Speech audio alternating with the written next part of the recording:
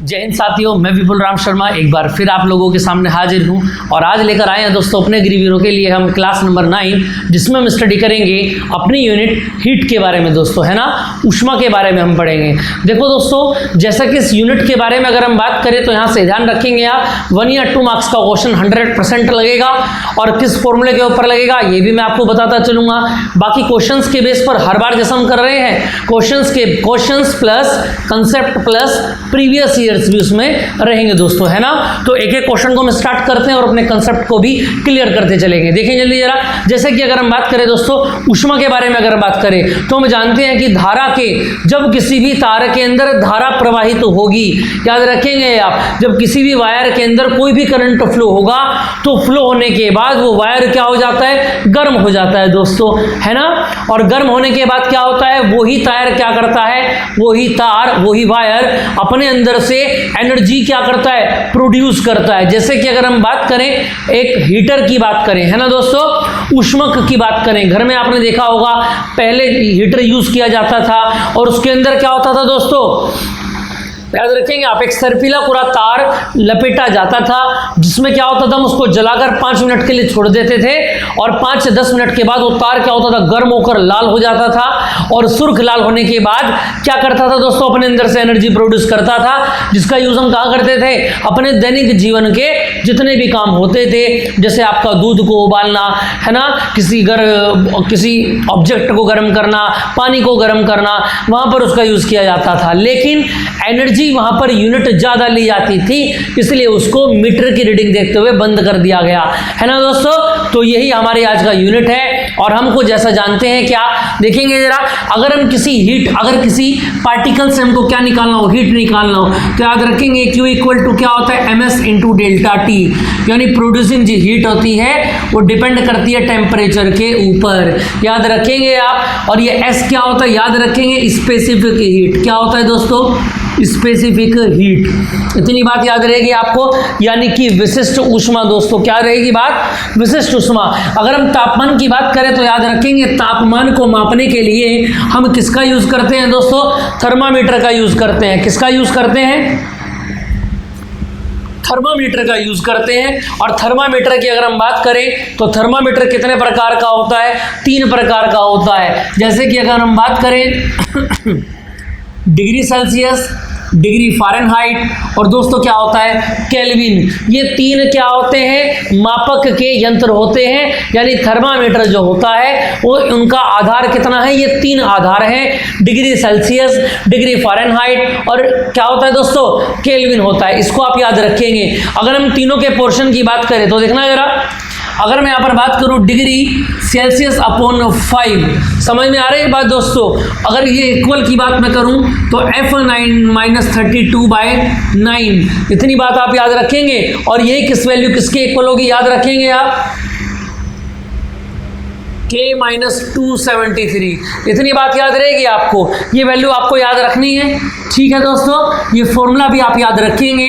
अब याद रखेंगे आप, जैसे आपको डिग्री सेल्सियस को फ़ारेनहाइट में कन्वर्ट करना हो तो केवल आप ये 2 ही फॉर्मूले उठाएंगे दोस्तों।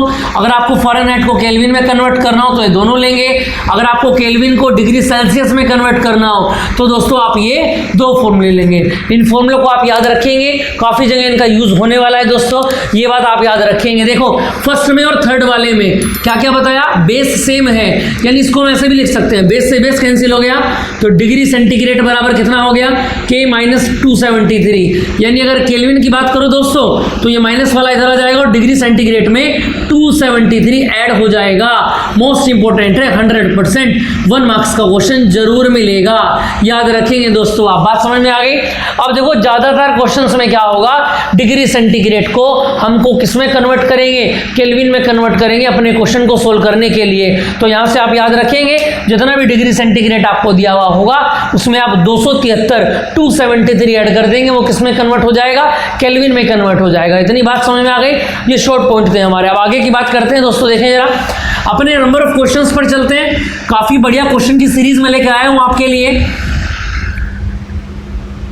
और अगर हमारा भाग्य और किस्मत हमारे साथ है दोस्तों तो आज की क्लास में से 1 या 2 क्वेश्चन आपको बिल्कुल रखा मिलेगा, ये वादा है मेरा आपसे। ठीक है दोस्तों, देखेंगे जरा क्वेश्चन नंबर 1 से स्टार्ट करते हैं। देखिए जरा आपकी स्क्रीन पर क्वेश्चन दिया गया, क्या बोला गया है। अगर हम क्वेश्चन नंबर 1 की बात करें दोस्तों, द एब्सोल्यूट जीरो टेम्परेचर, देखिए जरा,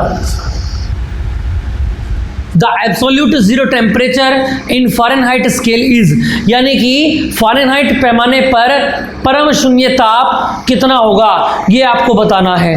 ठीक है दोस्तों, फ़ारेनहाइट पैमाने पर परम शून्य ताप कितना होगा। तो याद रखेंगे, अगर मैं डिग्री सेंटीग्रेड की बात करूं, देखना जरा, डिग्री सेंटीग्रेड में परम शून्य ताप, देखो इसको मैं अभी क्लियर करूंगा आपको, फिलहाल अभी देख लो कितना होता है 273 डिग्री सेंटीग्रेड, या तो अगर केल्विन में बोलेंगे तो कितना बोलेंगे दोस्तों, 0 केल्विन बोलेंगे। कितना बोलेंगे, 0 केल्विन। अब आपको करना क्या है, देखो जरा, हमारे पास क्या है, देखो डिग्री सेल्सियस तो है, लेकिन इसको कन्वर्ट किसमें करना है, हमारे क्वेश्चन में क्या पूछा गया है, the absolute zero temperature in Fahrenheit scale is, पर फेरे क्या बोला गया, फ़ारेनहाइट पैमाने में परम शून्य ताप होगा। तो देखिए जरा, सबसे पहले हमने डिग्री सेंटीग्रेड में निकाला, कितना हो गया, माइनस के 273 हो गया। अब देखो हमको करना क्या दोस्तों, अपना फॉर्मूला लगाना है जरा, डिग्री सेंटीग्रेड बाय 5, और कितना आता है, F माइनस 32/9। इतनी बात समझ में आ रही है दोस्तों। इसको थोड़ा सा हम सोल्व कर लेते हैं। देखिए जरा, डिग्री सेंटीग्रेड कितना होगा, 273/5 और F माइनस 32/9। ठीक है दोस्तों, इससे आगे की अगर मैं बात करूँ, देखना जरा भाई, यहाँ से आगे की अगर मैं बात करूँ तो कैसे करेंगे, देखो इसको जरा आप कैसे कर सकते हो इसको, क्या कोई शॉर्ट तरीका है, नहीं तरीका है, इसको हमको पूरा कंप्लीट करना होगा। जैसे कि अगर मैं बात करूं F माइनस 32 क्रॉस मल्टीप्लाई कर लेते हैं इधर 5 से, और इधर माइनस के 273/9 है ना दोस्तों। F minus 32 equal to minus K 273/9/5। इतनी बात क्लियर है। अब देखें जरा, अगर इसको मैं मल्टीप्लाई करूं, बताना जरा, अगर इसको मल्टीप्लाई कर दें तो कितना आ जाएगा, यहां से देखो जरा,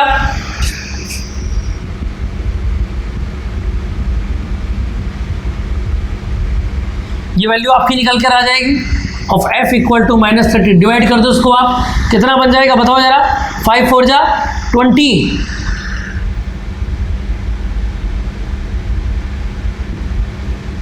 इतना हो जाएगा। इसको इधर ले जाए, F इक्वल टू कितना हो जाएगा, 491 और प्लस के कितना हो जाएगा, 32 हो जाएगा। इतनी बात समझ में आ रही है दोस्तों, क्लियर आ रहा है, समझ में नहीं आ रहा है, देखो जल्दी जरा,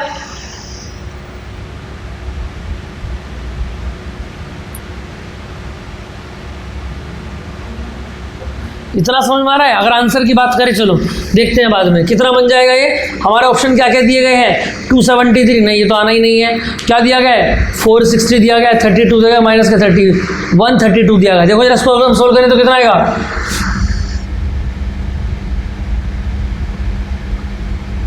ये आंसर आ गया दोस्तों। फिर दोबारा देखना, माइनस के 459.4 डिग्री फ़ारेनहाइट।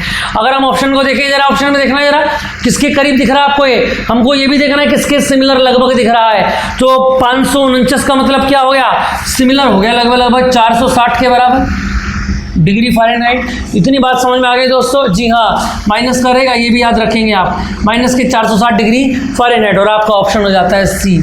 क्लियर है इतनी बात दोस्तों, आ गई बात समझ में। इससे आगे की अगर मैं बात करूं, देखें जरा, नेक्स्ट क्वेश्चन पर चलते हैं। ये समझ में आ गया ना आपको, इस तरीके से कंप्यूट करना। अच्छा, अगर यहाँ पर केल्विन को लेते तो केल्विन वाले पोर्शन को लेना पड़ता है ना, ये बात आप याद रखेंगे। चलिए जरा क्वेश्चन नंबर 2 जल्दी से देखें, सीरीज थोड़ी लंबी है इसलिए थोड़ा स्पीड से लेके चलेंगे भैया। देखिए क्वेश्चन नंबर 2, आप साथ बने रहेंगे। क्वेश्चन नंबर 2 में क्या बोला गया, सेंटीग्रेड पैमाने पर किसी पिंड का तापमान 30 डिग्री बढ़ा दिया जाता है। क्या बताया गया, 30 डिग्री सेंटीग्रेड बढ़ा दिया गया है। फ़ारेनहाइट पर पैमाना क्या बताया गया है, फ़ारेनहाइट पैमाने पर तापमान में वृद्धि होगी, ये आपको बताना है दोस्तों। तो देखना जरा कैसे करोगे आप। अगर यहाँ पर बात करें, क्या बोला गया, फिर दोबारा देख लो, इसमें क्या देख, आपको अंतर बताना है। सेंटीग्रेड पैमाने पर किसी पिंड का ताप कितना है, देखो ऐसा ऐसा समझ के चलें आप, ये डिग्री सेंटीग्रेड है और ये फ़ारेनहाइट की बात हम लोग कर रहे हैं, है ना दोस्तों। तो याद रखेंगे आप, यहाँ से अगर मैं बात करूँ तो देखो ये कितने से स्टार्ट हो जाता है, 37 से 100 तक जाएगा, और यहाँ पर ये 0 डिग्री सेंटीग्रेड भी इसका होता है। बात समझ में आ गई। इससे आगे की अगर मैं बात करूँ तो देखना जरा, यहाँ से देखो जरा, अगर मैं आगे की बात करूँ, अगर फ़ारेनहाइट की बात करूँ तो फ़ारेनहाइट कितने से स्टार्ट हो जाता है, देखो जरा, ये तो डिग्री सेंटीग्रेड हो गया 32 से, ठीक है, सॉरी 37 होगा मेरे ख्याल से, है ना, हाँ गलत हो गया भाई। देखो जरा, कोई बात नहीं, इसको मैं एक बार और आपको कंप्लीट करके बताता हूँ।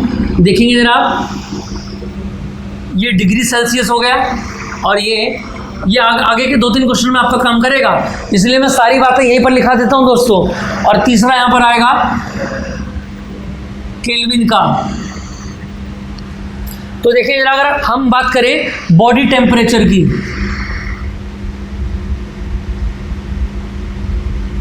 अगर मैं बॉडी टेम्परेचर की बात करूं तो देखना जरा कितना आएगा, 37 डिग्री सेंटीग्रेड, और ये 98 डिग्री फ़ारेनहाइट, और इसी टेम्परेचर पर केल्विन में कितना होगा, 310 केल्विन होगा। बात समझ में आ गई। यहां से अगर मैं बात करूं फ्रीज की, फ्रीज का मतलब कितने पर जम जाए, वाटर फ्रीज की बात कर रहे हैं, याद रखना, वाटर फ्रीज की मैं बात कर रहा हूं। पानी अगर फ्रीज होगा तो डिग्री सेंटीग्रेड में कितने पर होगा, 0 डिग्री सेंटीग्रेड पर होगा। अगर मैं फ़ारेनहाइट की बात करता हूं तो कितना आ जाएगा, यही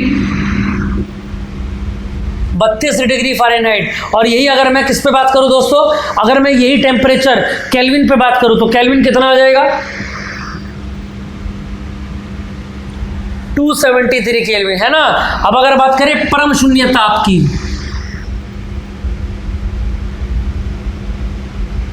अगर मैं परम शून्य ताप की बात करूं तो सेल्सियस में याद रखेंगे आप माइनस के 273 डिग्री सेंटीग्रेड। फ़ारेनहाइट की बात करें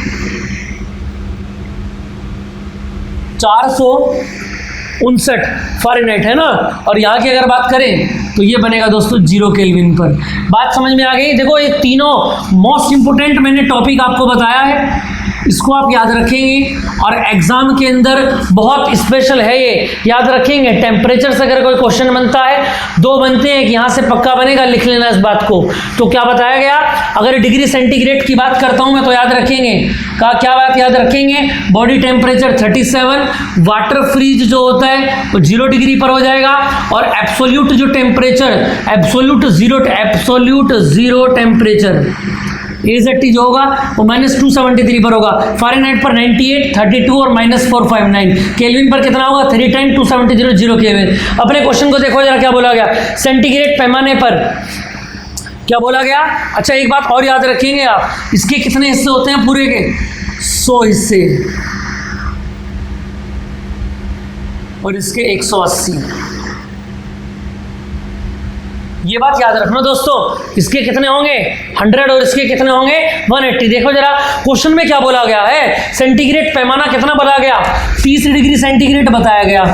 ठीक है दोस्तों, अब देखना जरा यहाँ से आगे की अगर मैं बात करूँ, 30 डिग्री सेंटीग्रेड में डिफरेंस पूछा गया है डिग्री फ़ारेनहाइट के बारे में। तापमान 30 डिग्री सेंट बढ़ जाता है, फ़ारेनहाइट पैमाने पर तापमान में वृद्धि बताइए दोस्तों। देखना जरा अगर मैं बात करूं दोनों में डिफरेंस कितना है भाई, इसमें डिग्री सेंटीग्रेड वाले में कितना है, अगर मैं डिग्री सेंटीग्रेड की बात करूं तो कितने हिस्से हैं, 100 पार्ट, और फ़ारेनहाइट की अगर मैं बात करूं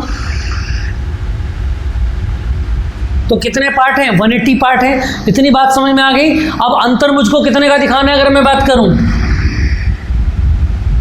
अंतर दिखाना है 30 डिग्री का, यहाँ 180 भाग पहले ही हैं, बटे में क्या चला जाएगा 100, और इनटू क्या हो जाएगा दोस्तों 30 हो जाएगा। बात समझ में आ रही है आपको, देखने जरा 0 से 0, 0 से 0, और 18 ये कितना बन जाएगा 54 हो जाएगा, है ना दोस्तों, और 54 डिग्री फ़ारेनहाइट। तो आपका ऑप्शन हो जाता है सही, कौन सा होगा जल्दी बताओ, डी। ये बताओ जल्दी से जरा, ये आंसर आपको समझ में आया, इस पॉइंट को भी आप याद रखेंगे, समझ में आ रही है बात, मोस्ट इंपोर्टेंट टॉपिक है ये, इसको आप याद रखेंगे। चलें जरा आगे की बात करते हैं, क्वेश्चन नंबर 3 पर चलते हैं दोस्तों। देखिए जल्दी जरा,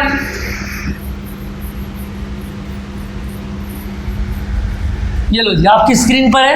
क्वेश्चन नंबर 3 क्या दिया गया है, क्या बोला गया, यदि किसी वायु को वस्तु का तापमान 140 डिग्री फ़ारेनहाइट है, कितना बोला गया, 140 डिग्री फ़ारेनहाइट बोला गया है, तो उसका तापमान सेंटीग्रेड में बताइए। किसमें बताना है दोस्तों, डिग्री सेंटीग्रेड में। बहुत इजी है, C/5 F माइनस 32/9। बात समझ में आ गई दोस्तों, इसको सोल्व करते चले जाओ। C/5 इक्वल टू F कितना है, 140 माइनस 32/9, तो कितना आ जाएगा, 9C बराबर 5 की मल्टीप्लाई कर दो, 140 में से 32 गया तो कितना बचेगा, बचाओ जल्दी से, कितना बचेगा, 8, 108 ही तो बचेगा। और यहाँ से देखो जरा, अगर मैं आज बात करूँ, देखो जरा कितना बन जाएगा ये, बताओ जरा। यहाँ से अगर मैं बात करूँ, C इक्वल टू भाई 5 × 108/9 है ना। अच्छा आंसर क्या आ रहा है, ऐसा 10532 और आ रहा है, कितना आ रहा है,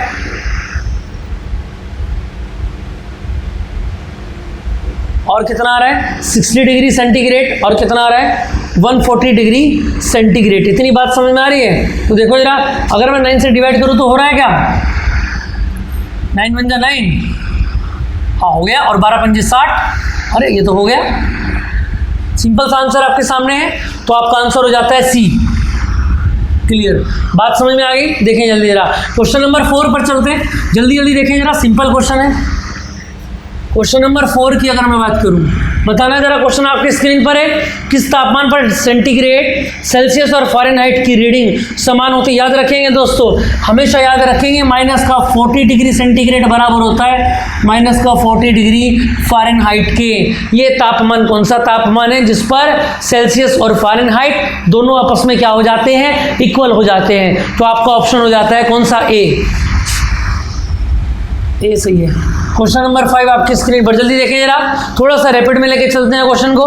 क्या बोला गया, पानी को 0 डिग्री सेंटीग्रेड से 10 डिग्री सेंटीग्रेड तक गर्म किया जाता है। देखिए जल्दी जरा, 0 डिग्री सेंटीग्रेड से 10 डिग्री सेंटीग्रेड तक दोस्तों क्या किया गया, गर्म किया गया, हीट किया गया।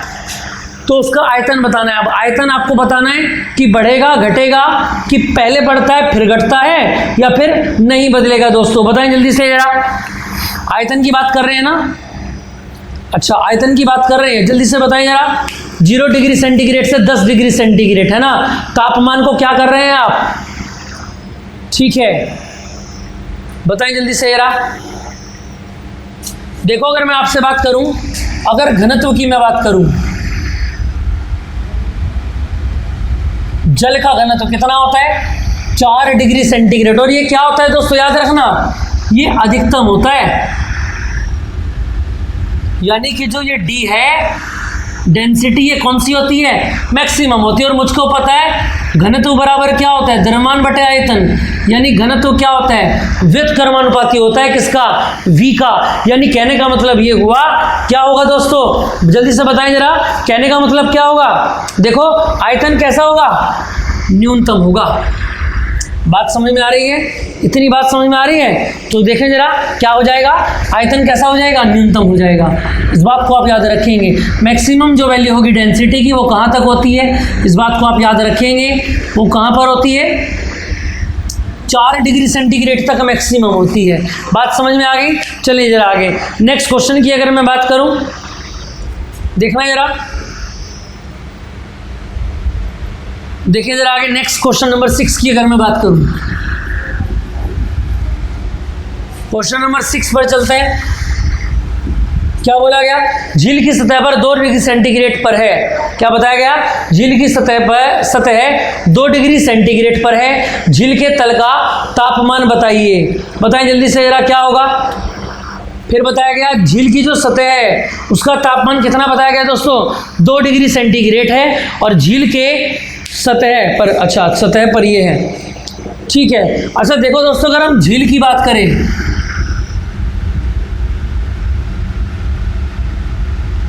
अगर झील की बात करें तो बताना जरा, घनत्व का तापमान ज्ञात कीजिए, तल का तापमान ज्ञात कीजिए। जो नीचे पे होता है वो कौन सा होता है, हैवी वाटर होता है।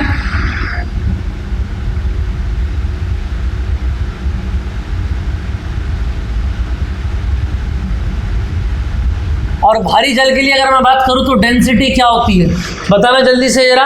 अधिक होती है। और डेंसिटी अधिकतम किसके लिए होती है, 4 डिग्री सेंटीग्रेड, याद रखेंगे आप। अभी अभी आपको बताया गया। और इसके अकॉर्डिंग आपका आंसर क्या हो जाता है दोस्तों, सी इसका आंसर हो जाता है। चलिए जरा क्वेश्चन नंबर 7 आपके सामने है, देखिए जल्दी जरा। क्वेश्चन नंबर 7 को जल्दी से पढ़ें और बताएं मुझको क्या आंसर आएगा।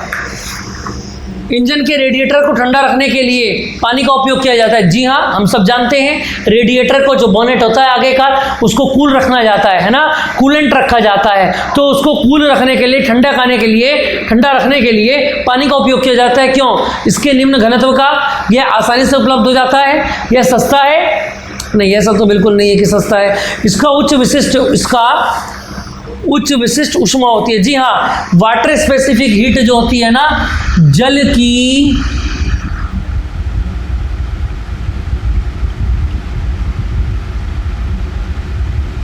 विशिष्ट ऊष्मा क्या हो जाती है दोस्तों, उच्च हो जाती है, यानी डी इसका आंसर हो जाता है। नंबर 8 पर आते हैं, जल्दी से देखें जरा। क्वेश्चन काफी सारे हैं, थोड़ा स्पीड से लेके चलेंगे दोस्तों। पानी का त्रिक बिंदु है, बताएं जरा। अब त्रिक बिंदु क्या होता है अगर मैं बात करूं, यानी ट्रिपल पॉइंट।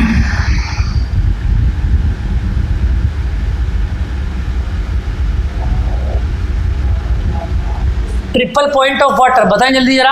यानी वो तापमान, याद रखेंगे आप, जहां पर क्या होता है, वो तापमान जहां पर क्या होगा दोस्तों, याद रखेंगे आप, एक ऐसा तापमान जहां पर तरल, लिक्विड, गैस और आपका क्या होगा, लिक्विड, गैस और सॉलिड, तीनों के तीनों क्या हो, सेम टेम्परेचर पर फिक्स रहे। यानी कि अगर मैं बात करूं तो कितना होता है, 273.16, याद रखेंगे आप, केल्विन। और अगर दबाव की बात की जाए, ये तो ताप की बात कर रहे हैं, त्रिक बिंदु के लिए याद रखेंगे, त्रिक बिंदु या ट्रिपल पॉइंट। अगर त्रिक बिंदु पर आपसे तापमान पूछा जाएगा तो याद रखेंगे कितना होता है, 273.16 केल्विन। अगर दबाव की बात करेंगे तो क्या लिखेंगे आप, पास्कल, 611.73 पास्कल, याद रखेंगे दोस्तों। इन दोनों पॉइंट को याद करके रखेंगे। नंबर 9 पर चलते हैं, जल्दी से चलिए जरा। क्वेश्चन नंबर 9 पर वापस आते हैं, क्या बताया गया देखें जरा। क्या बोला गया, कैलोरीमीटर निम्न में से किसके बने होते हैं, बताया गया है आपको। क्या पूछा गया है, देखिए जरा। ग्लास, धातु, लकड़ी, फिर क्या दिया गया डी में, या तो ए या सी, यानी या तो ग्लास या लकड़ी। तो बताएं जल्दी जरा, कैलोरीमीटर की अगर हम बात करें, कैलोरीमीटर याद रखेंगे आप,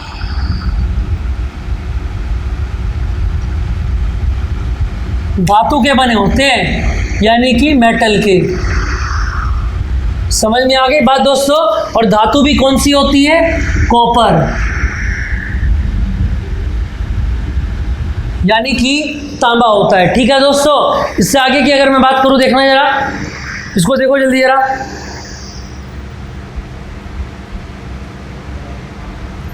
नेक्स्ट क्वेश्चन की अगर मैं बात करूं, चलो इसको भी बंद कर देते हैं, ठीक है।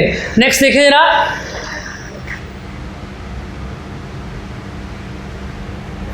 चलो जी, क्या बोला गया, जल्दी से आए जरा। क्वेश्चन नंबर 9 में क्या बोला गया है, अच्छा ठीक है, याद रखेंगे। अब अगर सिद्धांत की बात करें,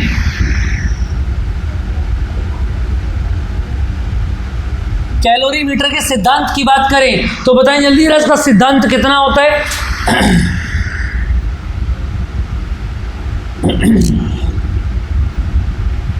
ली गई ऊष्मा दोस्तों याद रखना बराबर होती है दी गई ऊष्मा के, इसको आप याद रखेंगे।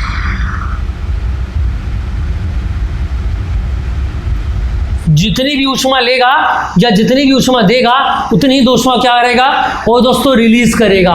बात समझ में आ रही है, जितनी ऊष्मा वो लेगा उतनी वो क्या करेगा, रिलीज करेगा। इससे आगे की अगर मैं बात करूं, इसकी आकृति की बात करें दोस्तों, अगर हम इसकी आकृति की बात करें तो याद रखेंगे कैलोरीमीटर की जो आकृति होती है वो कैसी होती है, बेलनाकार, सिलेंड्रिकल। सिलेंड्रिकल आकार की क्या होती है, इसकी आकृति होती है। इतनी बात आप याद रखेंगे दोस्तों, ठीक है। और किसके काम आता है ये, ऊष्मा नापने के काम, ऊष्मा मापन। ऊष्मा मापक यंत्र होता है, याद रखेंगे ये बात। नंबर 10 पर आ जाते हैं, जल्दी देखें जरा। क्वेश्चन नंबर 10 में क्या बोला गया? सूखी बर्फ है, फिर याद रखेंगे,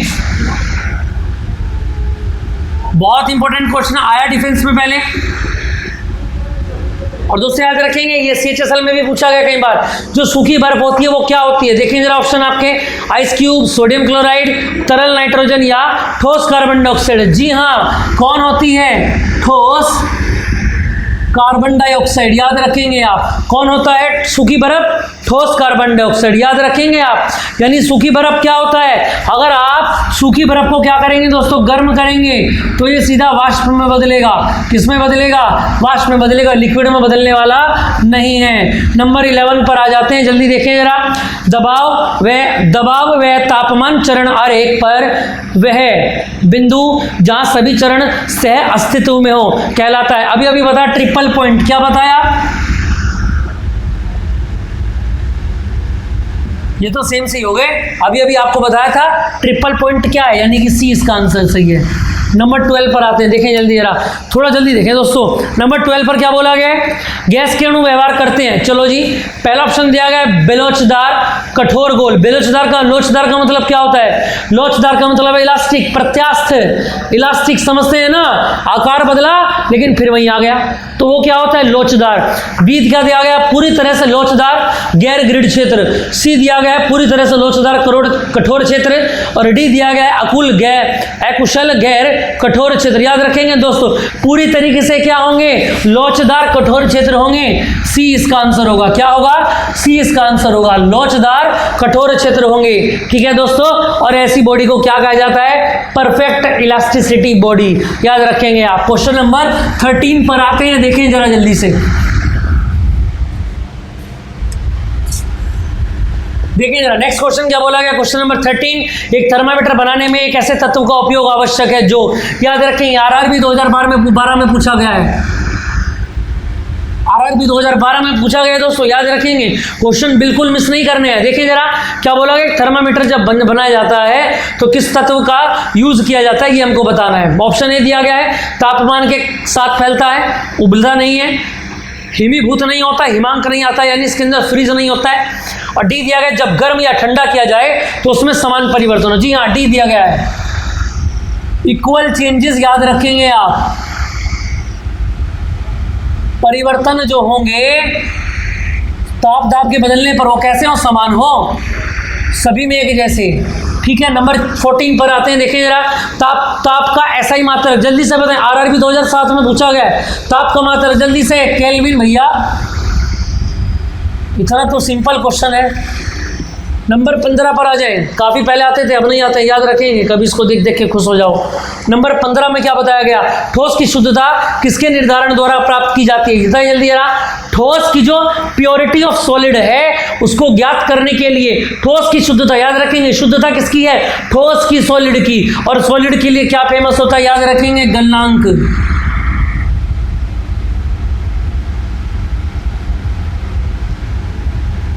गलनांक बिंदु। नंबर 16 पर आ जाते हैं, देखें जरा।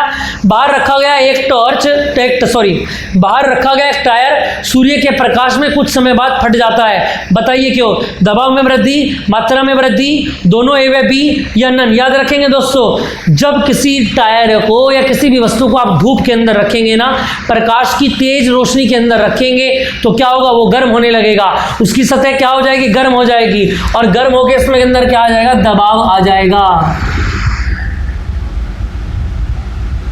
और दबाव के आते ही क्या होगा? आयतन फैल जाएगा, और आयतन जैसे टायर क्या बोलेगा? खुलने दो, खुलने दो, और खुलते ही धड़ाम से टूट जाएगा। ठीक है, तो ए का ऑप्शन हो जाता है। नंबर 17, जल्दी से देखें ना, थोड़ा रैपिड फायर लेकर चल रहे हैं। केल्विन पैमाने के लिए किस बिंदु पर जल उबलता है? जल्दी से बताएं। आरआरबी भुवनेश्वर 2005 में पूछा गया दोस्तों, भुवनेश्वर 2005 आरआरबी। याद रखेंगे, काफी पहले की बात हो गई है ना, 15-20 साल पहले की बात। चलो 17 पर आ जाता है। केल्विन पैमाने के लिए किस बिंदु पर जल उबलता है? याद रखेंगे 373 केल्विन भैया। किस पर होता है? 373 ऑप्शन आपको दिया गया है, और 20 का आंसर हो जाता है। क्वेश्चन नंबर 18 पर आते हैं, देखें जरा। बॉयल के नियम में उत्पाद पीवी का आयाम है। फिर दोबारा सुन लो, बॉयल के नियम में उत्पाद जो है PV यानी P और V यानी क्या हो गया, दाब और आयतन का जो गुणा है वो किसके आयाम के बराबर है, यानी वो किससे रिलेट करता है। पहला दिया गया बल, नहीं जी बल का मतलब तो न्यूटन हो गया, आएगा ही नहीं। आवेग बराबर क्या होता है, आवेग बराबर होता है F×T, बल गुना बल की जो समय लगा, न्यूटन × सेकंड, बिल्कुल नहीं। ऊर्जा की अगर हम बात करें, देखते हैं गति को भी देखते हैं, यानी कि अगर मैं बात करूं, देखना जरा, P×V का मतलब कि P बराबर क्या होता है, F/A, दाब बराबर क्या होता है, बल बटे क्षेत्रफल, और आयतन की अगर मैं बात करूं A×L होता है, A से कैंसिल हो गया, F×L आ गया। बात समझ में आ रही है भैया। यहां से आगे की अगर मैं बात करूं तो क्या बनेगा, ये बोलो, N/मीटर, और ये क्या बन जाता है, जूल, और जूल क्या है, ऊर्जा है, क्या है, ऊर्जा। सी आपका आंसर हो जाता है। बात समझ में आ गई, चलो ऊर्जा बात समझ में आ गई। चलें जरा आगे देखते हैं नंबर 19, देखिए जल्दी से जरा दोस्तों, क्वेश्चन नंबर 19 की अगर मैं बात करूं, क्या बोला गया 19 में, देखिए जरा, गैसों का गतिज सिद्धांत के लिए आधार प्रदान करता है। फिर दोबारा देखेंगे, गैसों का गतिज सिद्धांत के लिए आधार प्रदान करता है, चार्ल्स का नियम, बॉयल का नियम, चार्ल्स या बॉयल दोनों का नियम, इनमें से कोई नहीं। गैसों का जो अणुगति सिद्धांत है, याद रखेंगे बॉयल्स और चार्ल्स दोनों सेम काम करेंगे, यानी सी काम हो जाता है। बॉयल भी काम करेगा भैया और चार्ल्स भी काम करेगा। नंबर 20 पर आते हैं, देखें जरा क्या बोला गया। क्वेश्चन नंबर 20 की अगर मैं बात करूं दोस्तों, देखना जरा क्या बोला गया। एक आदर्श गैस की आंतरिक ऊर्जा निर्भर करती है, याद रखेंगे जो भी आपकी आइडियल गैस होती है उसकी जो आंतरिक ऊर्जा होती है डेल्टा यू, वो किसके बराबर होती है, तापमान के बराबर। किसके बराबर होती है, तापमान, यानी सी के बराबर। क्वेश्चन नंबर 21 पर आते हैं, देखिए जल्दी रहा, क्या बोला गया, दाब का प्रभाव सभी भागों पर समान होता है, किसका नियम है, पास्कल का नियम, गेल-लुसॉक का नियम, डाल्टन का नियम, या कोई नहीं, बताएं जल्दी जरा दोस्तों। याद रखेंगे ये नियम किसका नियम है, पास्कल का नियम है। और पास्कल ने हमको, ये ऑप्शन है इसका, याद रखेंगे, पास्कल ने हमको बताया था कि जो दाब रहेगा वो प्रत्येक बिंदु पर समान होगा, याद रखेंगे दोस्तों। क्वेश्चन नंबर 22 पर आते हैं, देखिए जरा, संघनन क्या है, जल्दी देखें जरा क्या बताया गया। संघनन क्या है, ऊर्जा, ऊष्मा को ठंडी ऊर्जा में परिवर्तित करना, ना जी। वाष्प का द्रव में परिवर्तन, देखते हैं, ठोस का परिवर्तन या गैस का द्रव में परिवर्तन। वाष्प को द्रव में बदलता है भैया, याद रखेंगे, वेपर को लिक्विड में बदलता है, किसको करता है, वाष्प को क्या करता है, द्रव में बदलता है। बी इसका आंसर हो जाता है। नंबर 23 पर आते हैं, देखिए जरा क्या बोला गया। 0 केल्विन पर गैस का निम्न में से कौन सा गुण शून्य हो जाता है, याद रखेंगे। देखो दोस्तों, जब जब आपका तापमान 0 केल्विन होगा तो याद रखेंगे आंतरिक जो ऊर्जा होगी वो भी क्या हो जाएगी, 0 हो जाएगी। मोस्ट इंपॉर्टेंट है आपके एग्जाम के लिए, याद रखेंगे। अगर तापमान आपने 0 केल्विन कर दिया, ये उसका आंसर हो जाता है, तो उसकी ऊर्जा भी कितनी हो जाएगी उसको याद रखेंगे। अच्छा, ऊर्जा का नाम पूछा है ना, गतिज ऊर्जा, संभावित ऊर्जा, कंपन ऊर्जा, घनत्व। लो जी, गतिज ऊर्जा। आंतरिक के ऊपर भी बात करेंगे, आगे क्वेश्चन मिलेंगे। 24 पर आते हैं, देखिए जल्दी यार, ऑप्शन भी देखना भी हमको, भूल मत जाना। कभी आंतरिक ऊर्जा बताया था, ऊर्जा वो वहाँ है नहीं, छोड़ के आ जाओ। चले जरा, यदि किसी निकाय को दी गई ऊष्मा की मात्रा 35 जूल है, क्या दिया गया। देखो ये क्वेश्चन आप समझ लेंगे ध्यान से। निकाय को जो दी गई ऊष्मा होती है वो होता है डेल्टा क्यू।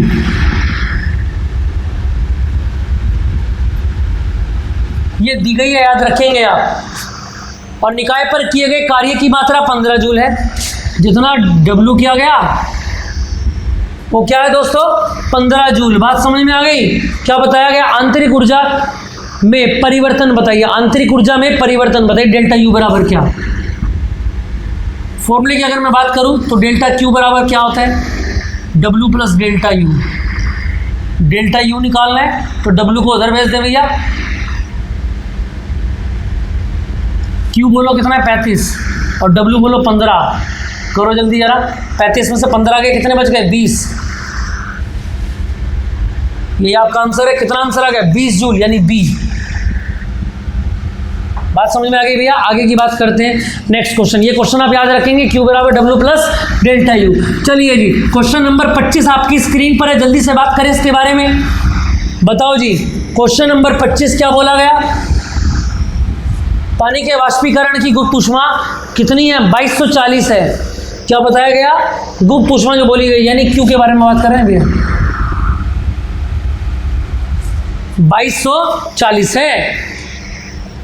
यदि 1 ग्राम के विस्तार की प्रक्रिया में किया गया कार्य 168 हो, तो बताइए डेल्टा U बराबर क्या? कर लेंगे भैया? क्या पूछेगा? डेल्टा U बराबर क्या कर लेंगे? तो अगर मैं बात करूं डेल्टा U बराबर क्या आता है? Q माइनस W आता है।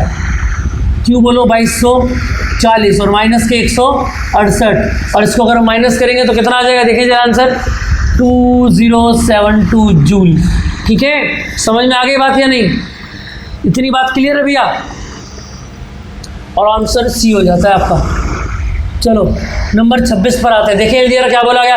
ऊष्मा गतिकी का प्रथम नियम किसके संरक्षण कार्य करता है? देखें जल्दी जरा, ऊष्मा गतिकी का प्रथम नियम क्या है दोस्तों? अभी अभी बताया, Q बराबर W प्लस डेल्टा U। याद रखेंगे आप, ऊष्मा गतिकी का प्रथम नियम है, और तीनों इसमें जूल जूल जूल, यानी क्या है दोस्तों? तीनों किसमें है? जूल में है ना, तो बी आंसर हो जाता है ऊर्जा, एनर्जी। बात समझ में आ गई? नंबर 27 पर आ जाओ। यदि Q, E, W क्रम से जोड़ा गया ताप आंतरिक ऊर्जा में परिवर्तन और एक बंद चक्र प्रक्रिया में किए गए कार्य को निरूपित करते हैं, तो बताइए कितना होता है? याद रखेंगे, E बराबर 0। किससे निरूपित करते हैं? E बराबर 0 से निरूपित करते हैं। कुल ऊर्जा कितनी है? 0 है। ऊर्जा की बात कर रहे हैं। बात समझ में आ गई? बात दोस्तों देखो, उसके बाद की अगर मैं बात करूं, एक पॉइंट यहां पर बनता है हमारा, बंद चक्रीय प्रक्रम।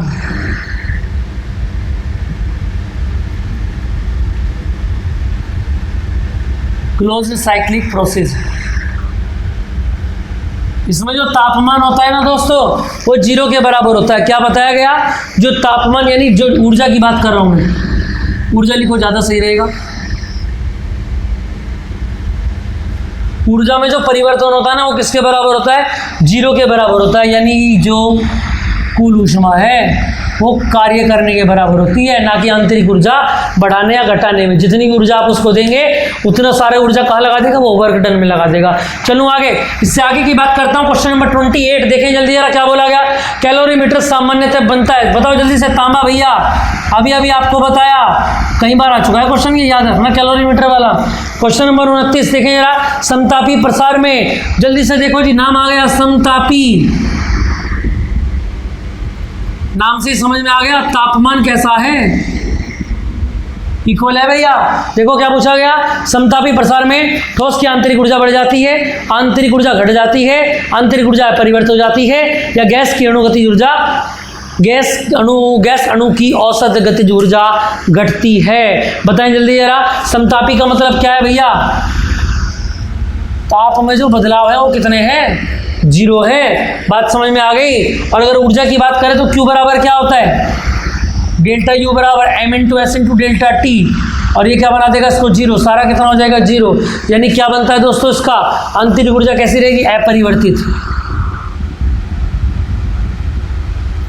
भाई डेल्टा U ही तो 0 आएगा, इसका मतलब ऊर्जा में परिवर्तन कितना है? 0। सी इसका आंसर हो जाता है। बात समझ में आ रही है बात भैया? इतनी बात क्लियर हो गई? चलें आगे, देखें जरा, क्वेश्चन नंबर 29 पर आते हैं। आपकी स्क्रीन पर दिया गया, जल्दी से देख लें जरा इसको आप। क्या बोला गया भैया? क्वेश्चन नंबर 29, गैस के क्या बोला गया? समतापीय परिवर्तन में किया गया कार्य निर्भर करता है। समतापी परिवर्तन में दोस्तों किया गया कार्य डिपेंड करता है केवल ताप पर, चलो जी, केवल आयतन या विस्तार पर, और सी दिया गया तापमान आयतन विस्तार अनुपात दोनों पर, और डी क्या दिया गया है दोस्तों? केवल प्रारंभिक और अंतिम दबाव पर। समतापी का मतलब मैंने अभी अभी आपको बताया, तापमान 0, यानी कि डेल्टा U भी कितना हो जाएगा? 0 हो जाएगा। और इसके अकॉर्डिंग हमारा आंसर हो जाता है क्या? सी दोस्तों, तापमान और आयतन विस्तार अनुपात दोनों पर। चलें आगे, नंबर 30 पर आते हैं। किसी क्वेश्चन में अगर कोई प्रॉब्लम भी होती है ना दोस्तों, तो आप कॉल करके सीधा मुझसे बात कर सकते हैं या अपना कमेंट में अपना क्वेश्चन लिखकर छोड़ सकते हैं। चलें जरा, क्वेश्चन नंबर 30, गैस के रुद्धोष्म प्रक्रम में किया गया कार्य केवल क्या होता है? कार्य रुद्धोष्म प्रक्रम में किया गया कार्य केवल पर निर्भर करता है। देखिए जरा, परिवर्तन दबाव, परिवर्तन मात्रा, ताप में परिवर्तन, उपरोक्त कोई नहीं। बताएं जल्दी जरा, रुद्धोष्म प्रक्रम की अगर मैं बात करूं तो याद रखेंगे दोस्तों, इसको अंग्रेजी में बोलते हैं एडियाबैटिक प्रोसेस,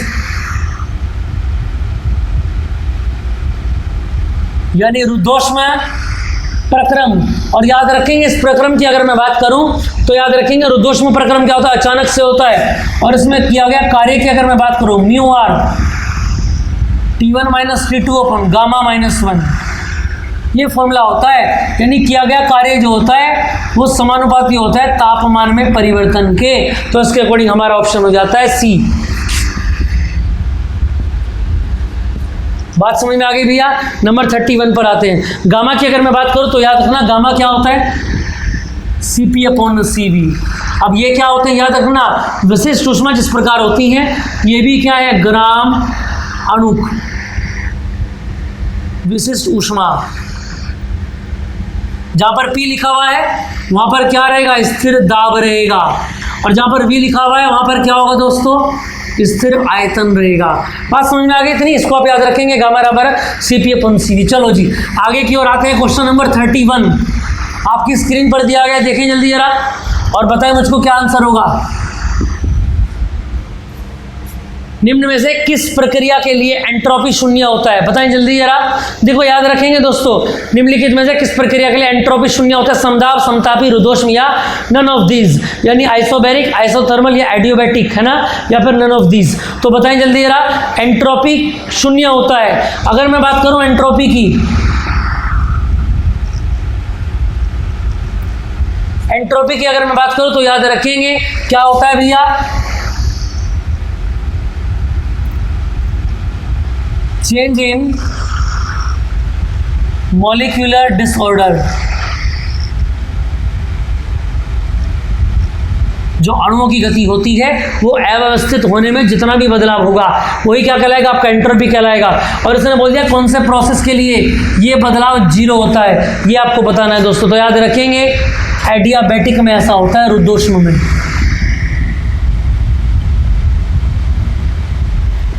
रुद्धोष्म प्रक्रम में ऐसा होता है। क्वेश्चन नंबर 32 पर आते हैं, देखें जल्दी जरा क्या बताया गया। और एडियाबैटिक में याद रखेंगे दोस्तों आप, डेल्टा क्यू भी जीरो के बराबर होता है, याद रखेंगे। एंट्रोपी भी जीरो और रुद्धोष्म प्रक्रम में क्यू भी क्या होता है? जीरो के बराबर होता है। नंबर 32 पर आते हैं, आइसोमेट्रिक प्रक्रिया। क्या बताया गया? आइसोमेट्रिक, क्या नाम आया सामने? आइसोमेट्रिक प्रक्रिया के लिए कौन सा संबंध सही है? तो बताएं जल्दी जरा, आइसोमेट्रिक का मतलब क्या होता है दोस्तों? याद रखेंगे आइसोचोरिक को आइसोमेट्रिक कहते हैं, यानी कि हिंदी में अगर मैं बात करूं समआयतनिक, यानी जिनके लिए डेल्टा भी कितना हो दोस्तों? जीरो हो। याद रखेंगे जिनमें आयतन में कोई परिवर्तन ना हो। बोला क्या गया है आइसोमेट्रिक प्रक्रिया के लिए? अच्छा अगर मैं बात करूं यहां पर तो देखना जरा, डेल्टा V बराबर कितना हो गया? जीरो हो गया। अगर मैं बात करूं डेल्टा Q बराबर delta U plus delta W, Q बराबर डेल्टा U। बोलो W का फॉर्मूला क्या होता है? P into delta V। और याद रखना भैया डेल्टा V जीरो यानी पूरा जीरो हो गया, और डेल्टा Q बराबर किसके आ गया? डेल्टा U के बराबर हो गया। बात समझ में आ गया? और इसके अकॉर्डिंग आपका ऑप्शन होता है से सही। आ रही है ना बात समझ में आपको? आइसोमेट्रिक का मतलब आइसोचोरिक यानी कि समआयतनिक। और V का जो परिवर्तन होगा V में वो जीरो होगा। हमने ऊष्मागतिकी का पहला नियम लगाया दोस्तों, क्या लिया है? Q बराबर W प्लस डेल्टा U। हमने इसको सोल्व किया। चलो उसके बाद आती है क्वेश्चन नंबर 33, देखें जल्दी जरा। क्वेश्चन नंबर 33 देखें जल्दी जरा। गर्मी अपने, क्या बोला गया? गर्मी अपने आप कम तापमान से उच्च तापमान पर शरीर में प्रवाहित नहीं हो सकती। ये कथन किसका? याद रखेंगे ऊष्मागतिकी का दूसरा नियम है भैया, ऊष्मागतिकी का दूसरा नियम। और अगर हम बात करें तो उसको क्या कहते हैं? क्लासियस कथन भी कहते हैं।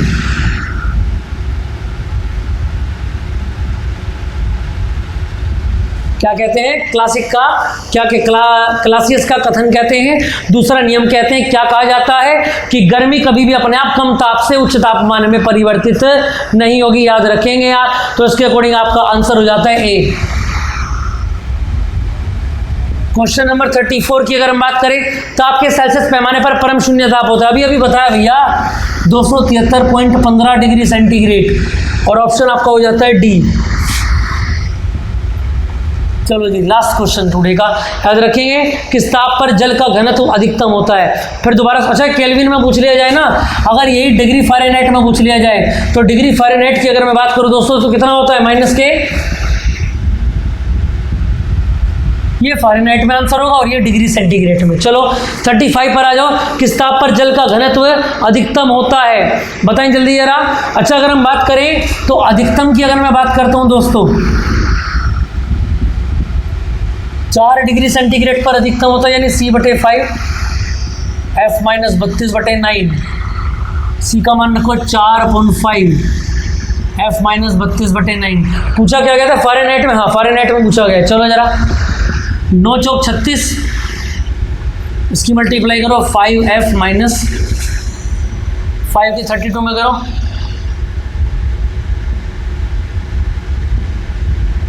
36 में स्क्वायर हो जाएगा तो कितना आ जाएगा ये, इसको डिवाइड कर तो कितना बनेगा ये, आंसर देख लेना, पॉइंट में तो नहीं आ रहा है। हाँ चलो जरा 39.2 डिग्री फ़ारेनहाइट, ऑप्शन हो जाता है बी। बात समझ में आ रही है भैया, नहीं जल्दी बताएं जरा, इतनी बात आपको क्लियर आ रही है, यहाँ तक कोई दिक्कत हो तो जल्दी से बताएं जरा। इसके बाद देखें जरा, ये कंप्लीट हो गया, ये कुछ क्वेश्चंस मैंने आपको कराए हैं और ये 35 क्वेश्चन आपके लिए बहुत ज़्यादा दोस्तों याद रखेंगे, यूजफुल होने का काम करेंगे, ठीक है। इसके बाद की अगर मैं बात करूँ दोस्तों तो देखें जरा, कुछ नोट मैं आपको लिखा रहा हूँ। अगर मैं बात करता हूँ, देखें जरा, उच्च तापमान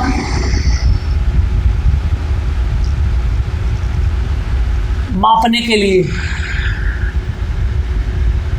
प्रयोग करते हैं। उच्च तापमान का मतलब 2000 डिग्री सेंटीग्रेड तक का, या सूर्य का ताप जो नापा जाता है वो बताना है दोस्तों। किससे नापेंगे, जल्दी से बताएं जरा, याद रखेंगे आप, पूर्ण विकिरण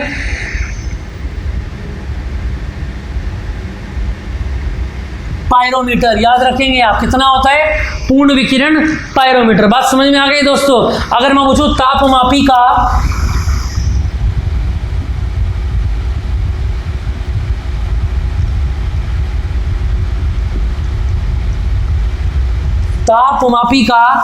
मानकीकरण,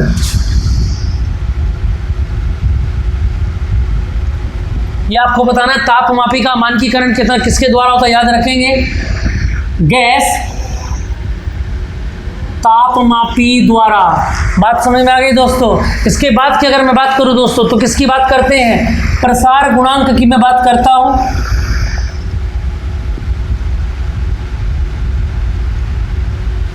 कोफिशिएंट ऑफ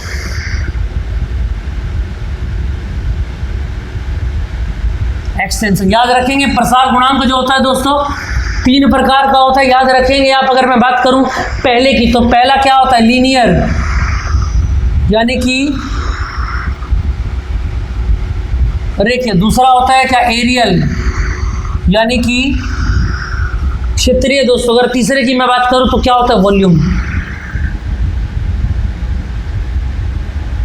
अब आगे सुनो, लीनियर अल्फा, क्षेत्रीय बीटा और ये गामा। इससे आगे की अगर मैं बात करूँ, अगर रेशो की मैं बात करता हूँ 1:2:3, ये भी आप याद रखेंगे। यानी यहाँ से अगर मैं बात करूँ आपसे तो बीटा बराबर क्या फॉर्मूला निकलता है, 2 अल्फा।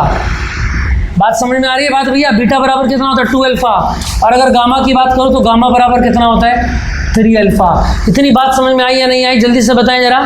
बात समझ में आ गई इतनी, इस पॉइंट को आप याद रखेंगे। चलिए जरा, ये मोस्ट इंपॉर्टेंट पॉइंट है भैया, हीट के लिए, आपके एग्जाम के लिए बता रहा हूं मैं, आपके अग्निवीर बैच के लिए ये बहुत ज़्यादा इंपॉर्टेंट क्वेश्चन है, याद रखेंगे आप। इससे आगे अगर मैं बात करूं, देखें जरा, अगर पूछा जाए दोस्तों निरपेक्ष शून्य ताप के बारे में आपसे पूछा जाए तो याद रखेंगे, इससे क्या होता है, अणुओं की जो आणविक गति होती है ना, आणविक गति दोस्तों रुक जाती है। आणविक गति क्या हो जाती है दोस्तों, रुक जाती है। इससे अगर मैं बात करूं क्या, देखें जरा, याद रखेंगे आप, ये भी पूछ ले जाता है कई बार कि गर्मियों में ज्यादातर सफेद कपड़े पहने जाते हैं, क्यों, ये आपको बताना है भाई। गर्मियों में अगर हम बात करें तो सीधा सीधा बात है, लाइट कलर पहनना यूज करते हैं, यानी कि व्हाइट कलर के कपड़े पहनना यूज करते हैं। तो बताएं जल्दी जरा दोस्तों, याद रखेंगे जो सफेद कपड़े होते हैं ना, अगर मैं बात करूं सफेद कपड़े जो होते हैं वो क्या होते हैं, ऊष्मा के बेस्ट परावर्तक होते हैं, है ना। जितनी भी हीट आएगी उसको क्या कर देंगे, रिफ्लेक्ट कर देंगे। बात समझ में आ गई। अगर आगे की बात करूं मैं दोस्तों, जो पसीना आता है, पसीना, ये आए हुए क्वेश्चन है, याद रखना, ये मत सोचना भैया कहां से लिखा रहे हैं, प्रीवियस ईयर के क्वेश्चन है भैया सारे। पसीना निकलता है, कब निकलेगा, याद रखना, जब तापक्रम कैसा होगा, अधिक होगा, और आर्द्र कैसी होगी भैया, कम होगी, या हवा कैसी होगी, याद रखेंगे आप, आर्द्र होगी। इसको आप याद रखेंगे। इतनी बात समझ में आ गई भैया, यहाँ तक की बात क्लियर है आपको। तो देखिए जरा, यहाँ पर हमारा सेशन दोस्तों इस तरीके से कंप्लीट हो जाता है। काफ़ी बेस्ट क्वेश्चन मैंने आपको इसके अंदर कराए हैं। एक एक क्वेश्चन को बिल्कुल कान खोल के, अपनी ईयरफोन लगा के बहुत मज़े के साथ पढ़ना दोस्तों, और मज़े से अपने एग्जाम की तैयारी में लगे रहें। काफ़ी सारे कंटेंट मैंने आपको करा दिए हैं, और कुछ कंटेंट आने वाले इस संडे में मैं आपको कराने वाला हूँ दोस्तों। संडे, मंडे, ट्यूसडे, ये जो 3 दिन है रेगुलर आपको इसकी वीडियोस मिलेंगी। बस याद रखें, मॉक टेस्ट जरूर लगाते रहें, और याद रखेंगे हाँ, एक काम करते हैं, मैं इसके टेस्ट जो है आपको अपलोड करने स्टार्ट कर देता हूं अपने इंस्टाग्राम पे, या याद रखेंगे इसी पर मैं किसी वीडियो के डिस्क्रिप्शन में दोस्तों इसके मॉक टेस्ट में लगा देता हूं, जिसको आप लगाना स्टार्ट करेंगे। ठीक है दोस्तों, इतना रखेंगे, अपना ध्यान रखें, अपने परिवार का ध्यान रखें। जय हिंद, जय साथियों दोस्तों।